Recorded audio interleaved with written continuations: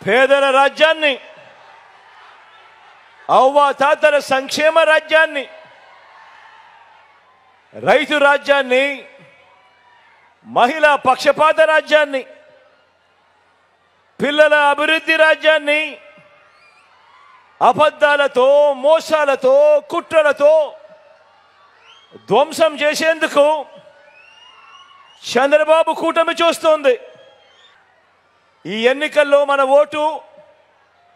వచ్చే మన 5 సంవత్సరాల భవిష్యత్, మీ పిల్లల బడులు, వారి చదువులు,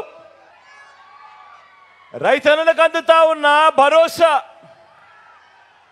పేద సామాజిక వర్గాలకు అందిన న్యాయం, ఇవన్నీ కూడా కొనసాగి మరో 2 అడుగులు ముందుకు వేయాలా, లేక మోసపోయి